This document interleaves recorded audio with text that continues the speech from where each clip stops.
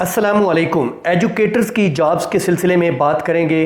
पिछले दौरे हुकूमत में ये जॉब्स 3 मरतबा आई थी और इस दौरे हुकूमत में ये पहली मरतबा आ रही हैं। ये इंशाल्लाह दिसंबर में आना एक्सपेक्टेड है। फ़र्स्ट ऑफ़ ऑल मैं आप लोगों से अपना एक्सपीरियंस शेयर कर दूं। 2017 में जब 16 स्केल की जॉब्स अनाउंस हुई थी तो मैंने अप्लाई किया था एयू के लिए भी और एसएससी यानी 16 स्केल जॉब के लिए।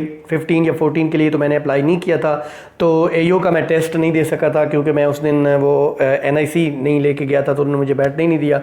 दूसरा जो एसएससी का टेस्ट था वो मैंने दिया था। अल्हम्दुलिल्लाह मैंने बायोलॉजी के लिए 73 मार्क्स लिए थे आउट ऑफ 100। एनटीएस हुआ करता था उस ज़माने में, यानी 2017 में। तो मेरी सिलेक्शन हो गई थी हमारे मींस के फर्स्ट अटैम्प्ट में ही 16 स्केल में सिलेक्शन हो गई थी। मैंने ये 6 मंथ्स जॉब की और उसके बाद मेरी अल्हम्दुलिल्लाह कॉलेज में पीपीएससी के थ्रू 17 स्केल लेक्चरर बायोलॉजी की जॉब हो गई, तो मैंने वो जॉब स्किप कर दी, छोड़ दी। ये तो मेरा एक्सपीरियंस था। मैं आप लोगों से शेयर करूँगा कि कैसे प्रिपरेशन करनी है और कैसे ये जॉब्स आ रही हैं। ये 33,454 सीट्स हैं, पंजाब भर में आ रही हैं। कोविड-19 के आने के बाद, या मुझे कहना चाहिए कोविड-19 के ज़हूर के बाद, गवर्नमेंट जॉब की अहमियत का सही अंदाज़ा हुआ है। जब प्राइवेट सेक्टर हर तरफ जो है वो ज़वाल पजीर है, लोगों को जो है वो डिप्राइव रखा गया उनकी सैलरी से, तब गवर्नमेंट जॉब की अहमियत का भरपूर एहसास हुआ है मुझे। तो आपको भी हो जाएगा जब आप जॉब में आ जाएंगे। तो ये बेसिकली 3 स्केल्स की जॉब्स हैं, एसएससी 16 स्केल, एससी 15 स्केल और ईएससी 14 स्केल। इसके लिए क्वालिफिकेशन लोग क्वेश्चन कर रहे हैं। इसके लिए 16 ईयर ऑफ एजुकेशन चाहिए होती है, या आपने बीएस ऑनर्स किया हुआ अपने सब्जेक्ट में, या आपने एमएससी की हुई हो, एमए किया हुआ हो, तो आप इसके लिए एलिजिबल हैं। फिर ये कि ये पहले एनटीएस के थ्रू जॉब्स आती थी, इस दफ़ा ये पीपीएससी के थ्रू आ रही हैं।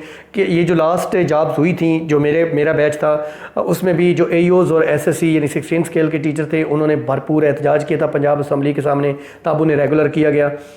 इसमें ये था कि 16 स्केल की जॉब जब वो गस्टेड जॉब होती है, ये लोग अटेस्टेशन कर सकते हैं, तस्दीक कर सकते हैं, तो इसलिए ये पीपीएससी के थ्रू होनी चाहिए। पहले एनटीएस लेता था, अब पीपीएससी लेगा, तो थोड़ा सा जो जॉब का है वो तरीक़ाकार भी मेरे ख्याल से चेंज होगा। इसमें बीएड के हवाले से मैं ये बता दूं कि इसके लिए at the time of application, जब आपने अप्लाई करना है या आपने सिलेक्ट होना है, उस वक्त आपको बीएड रिक्वायर नहीं होता। लेकिन जॉब हो जाए अगर आपकी, तो विद इन 3 ईयर्स आपको बीएड सबमिट कराना होता है, तब आप रेगुलर होते हैं। तो इसलिए बीएड इसके लिए शर्त नहीं होती है, ठीक है, चाहे भी पीपीएससी के थ्रू हो रहा है चाहे एनटीएस के थ्रू। रिटन जो है इसके लिए वो 100 मार्क्स का होता है टेस्ट, 100 मार्क्स का 100 एमसीक्यूज़ का ये टेस्ट होता है रिटन। और उसके बाद इंटरव्यू पहले तो 5 नंबरों का होता था, जिसमें सिर्फ डॉक्यूमेंट्स चेक करते थे और तकरीबन सबको वो 5 नंबर मिल जाते थे।